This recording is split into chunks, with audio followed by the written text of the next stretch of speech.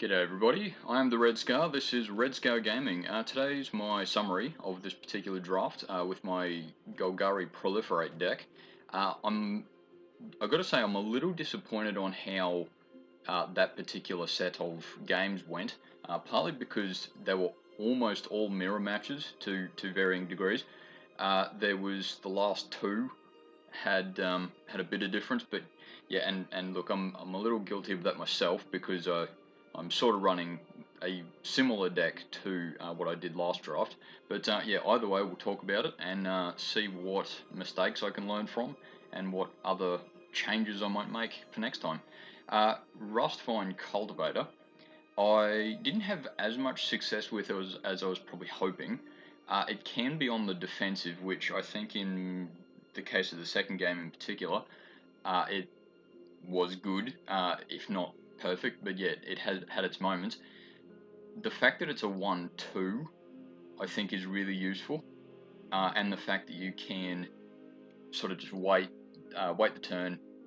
If your opponent does nothing or you don't need it for something else, you can tap it at the end of your opponent's turn to put an oil counter on it, and yeah, it's useful. It's good for the defensive. Predation Steward, I know, is not a particularly good card anyway. Just the 2/2 for 2 is a good little standard. I didn't get much use out of it though, just generally speaking. I haven't used the activated ability of that as much as I have in other situations. Maybe that's a good thing, maybe it's a bad thing. I'm probably thinking it's a bad thing. I'll rephrase that. I think it's a bad thing that I drafted that because I didn't activate that ability very much. Maybe it's just the situation of most of my creatures were big enough anyway, so they didn't really need help, or I used them as a chump blocker. But maybe that means that I shouldn't have drafted him as much. But I do note that while I was drafting, I was a little bit heavy on the higher cost creatures anyway, so I sort of went, I'll go with him just because I need something a bit low. Copper Longlegs was the only card that I could do anything against flying in particular with, so in hindsight I sort of needed at least another copy of him. I forget if I got that option, but that's alright. I didn't get to sack him to proliferate, but that's still a good ability that I could have used in some situation, regardless of what it was. So yeah, good card, I'm happy with it. Shieldred's Edict, as I've said before, you got to be a little bit careful of it in a draft, because it's good when it's good, but it's really bad when it's really bad. So I'm pretty happy with it in this case, but yeah, I certainly wouldn't draft a second one. Stinging Hive Master, I was happy with that one. Didn't get as much use out of it as I probably hoped for, but in this circumstance, it's good for the trade for a X3 creature, and yeah, still get that little might. I'm not terribly happy with the might in this particular case, but I mean, it's a good sack card, powerful sack card, I suppose. Vraska's Fall, I didn't get as much use out of as I was probably expecting, actually. I did have 4 of them in the deck, though, just off the top of my head, I don't think I drew 2 of them in one game. Yeah, I probably leaned a bit too much on the fact that I have 5 removal, I think, in this particular deck. So I'm happy with it though. Maybe it's a case of I should have had fewer or relied less on it. Something I should have taken out instead. Yeah, not quite sure on that one. Contagious Vorak, I didn't play at all. Once again, I've drafted that a few times, and look, it's still not a bad creature, but yeah, I just haven't got a chance to play it much. Gifts of Sunslayer, in several cases, basically won the game by herself. I think it's a herself. So yeah, I don't follow the fluff as much as other people. First rate Death Touch is just a very good combo regardless. the whole draw card loser life was the only thing I used in this particular case, but it can just help just get through your deck a little bit. So, I mean, drawing is good regardless of what format you're in, but arguably best in draft, though. Yeah, anyway, I certainly got good use out of it. Used her on the defensive for quite a few turns, which stopped my opponent from attacking, basically. So, yeah, it was good in that regard. Phyrexian Atlas, I probably relied on it a little too much as far as the draft. I was hoping to perhaps use the corrupted ability a few more times. I know that's not the win con, but it can let you sit on the defensive and just your opponent loses a life every turn. There's nothing jumping out at me as far as what I should have drafted otherwise, but we'll see that a bit later on. Feed the Infection, good. As I've said before, for 4 mana though, it's a and yeah, sure, you get to draw 3 cards and all that sort of thing, but it's 4 mana, so you sort of got to spend the vast majority of a turn to play that. I think though, when I did play it, I still had something else to play anyway, which is a little bit just general comment on this deck, I suppose. I was probably a bit higher in the mana cost than I maybe needed to be, because there was a few games where I was more or less on the defensive, or at least not on the aggressive, for even 4 or 5 turns.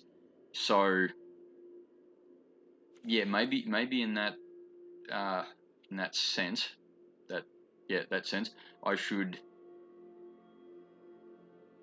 rely on going a bit lower. Maybe. Yeah, I'm not sure. Yeah, tell me what you think of that. The Lattice Blade Mantis, actually, I was very happy with how that went. It is certainly one of the 4 mana creatures that I was happy with. It's, yeah, sure, it's not going to break the game, but it has its moments, and with the whole semi-vigilance thing, it can be very good on lots of different fronts. While I didn't get to proliferate the oil counters as much as I probably wanted to, the fact that I got to proliferate them occasionally was certainly useful, so I'll go with him again in a similar draft. Plague Nurse, yeah, once again, I didn't get as much use out of Plague Nurse as I probably hoped for. I said last draft when I had one that it's not as impressive as I want it to be. The Toxic 2 is really good, but I never got at least a good chance to activate her ability. So, in that sense, maybe I shouldn't have drafted Plague Nurse at all.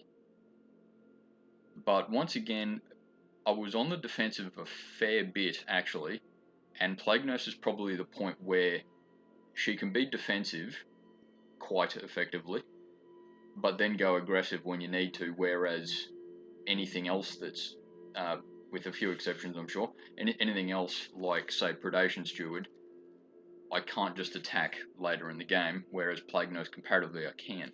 Necrogen Rot Priest, I once again haven't got as much use out of Necrogen Rot Priest as I wanted to, perhaps.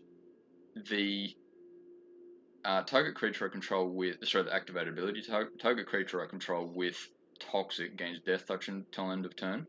I didn't get to use that as much as I'd like.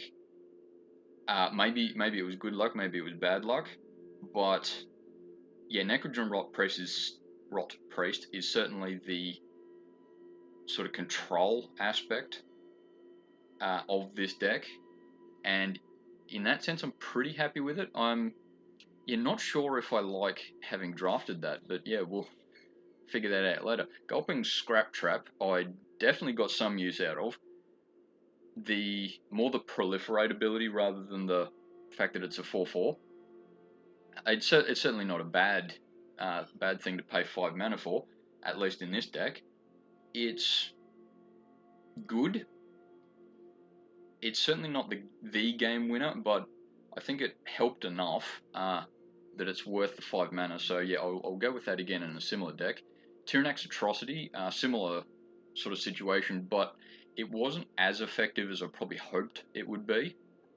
The 4/4 haste, forgetting the Toxic for a second, is certainly useful. You can sort of press the advantage and just sort of go in all guns blazing if you need to. But at least in this particular draft, I didn't really get the opportunity to just go, okay, let's press the attack and go. Who cares who dies? So in this particular draft, he didn't do very well. But yeah, I'd probably draft him again in a similar situation. Cruel Grimnarch didn't get as much use out of as I have in the past. I think when I drafted it too, I was a little bit about it. So it's still 6 mana, and the 5/5, the 5/5 is good. The Death Touch bit, Death Touch is of course one of those abilities that the stronger the creature it's on gets, the less effective Death Touch is, because 5/5 can kill a lot anyway.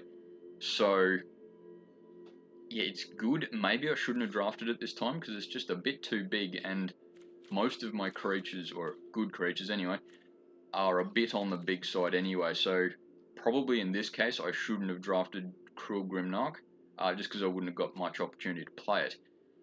Dross Pit, I'm glad I had, though I didn't get to sacrifice it terribly often.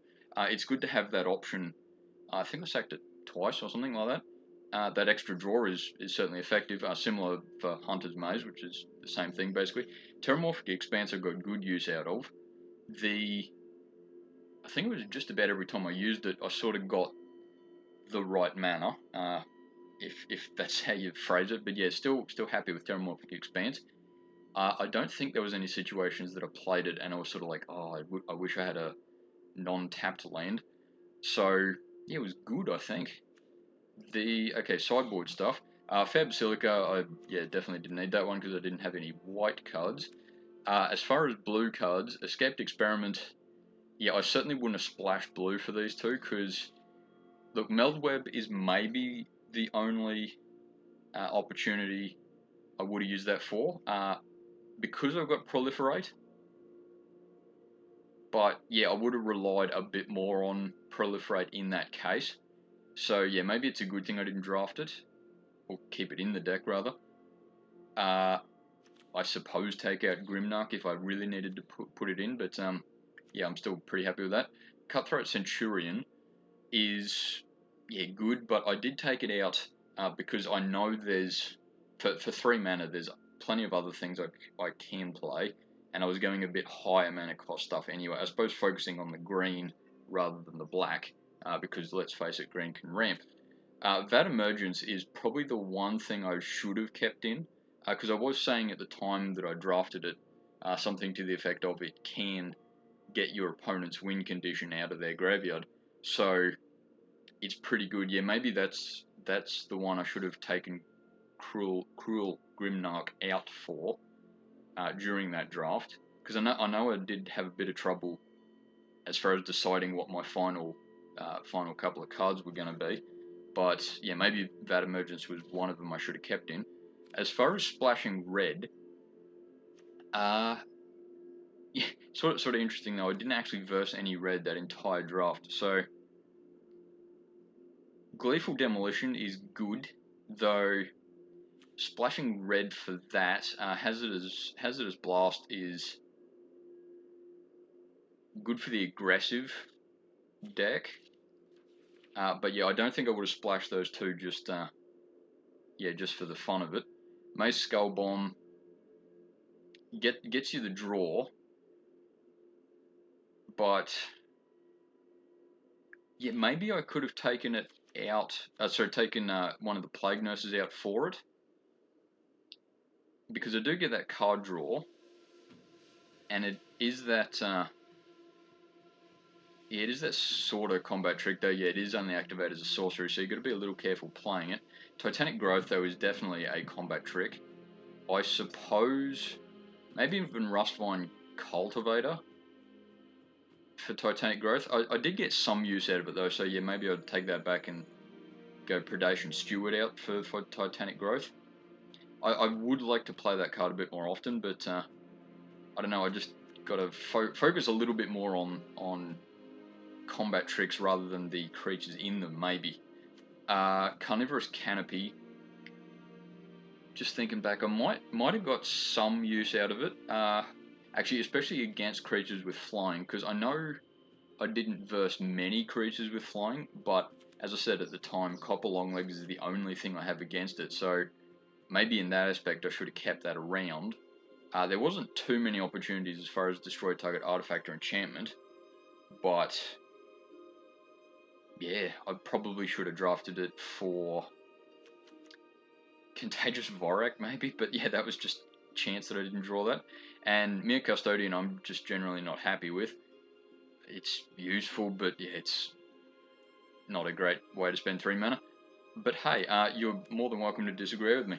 So yeah, ultimately, pretty happy with how that deck went, but I probably should have dropped, say, Grimnarch, Predation Steward, and maybe even Phyrexian Atlas for that Emergence,